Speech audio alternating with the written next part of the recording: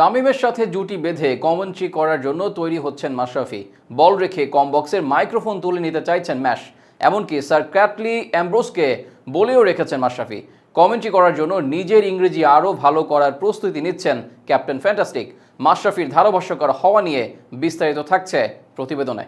বাংলাদেশ থেকে ধারাভাষ্য প্যানেলে যে কজন আছেন তাদের মধ্যে আথার আলী খান একমাত্র ব্যক্তি যিনি আন্তর্জাতিক ক্রিকেট খেলার পর ধারাভাষ্যকার হিসেবে আত্মপ্রকাশ করতে পেরেছেন। বাকিরা কেউই এই প্রফেশনে আসেননি, কিন্তু সাম্প্রতিক সময়ে তামিম ইকবালকে দেখা যাচ্ছে ধারাভাষ্যকার হিসেবে।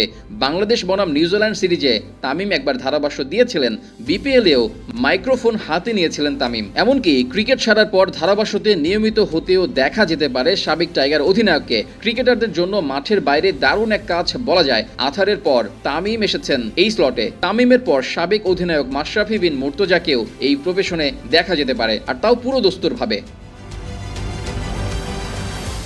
না, একথা আন্দাজেই বলা হচ্ছে না। ধারাভাষ্যে মাশরাফি যে আসছেন এটি তারই কথা।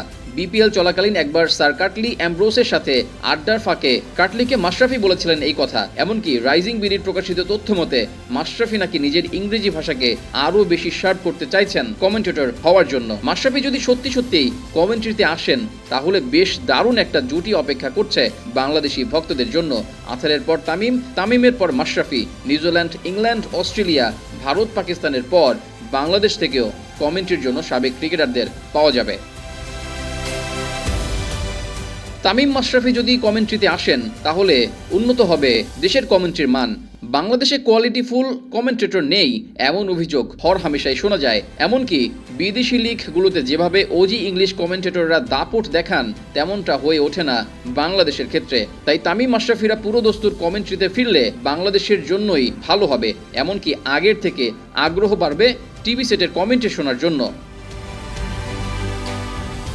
মাশরাফি তামিমদের বড় একটা ফ্যান বেজ বাংলাদেশে এখনো রয়েছে। তাদের চাওয়া মাশরাফিরা যেন ক্রিকেটে আষ্টে পৃষ্ঠে লেগে থাকেন, ক্রিকেট ছেড়ে দেওয়ার পরেও যেন টিভি সেটে তাদেরকে দেখা যায়। আর এজন্য সবচেয়ে ভালো মাধ্যম হতে পারে ধারাভাষ্য প্যানেলের নাম লেখানো।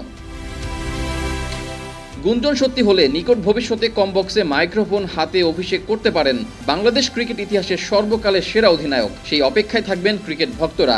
22 গজের মতো ছোট্ট ঘরে মাশরাফি কতটা ভালো করতে পারেন কমেন্ট্রিতে সেটাও দেখতে চাইবে ভক্তরা।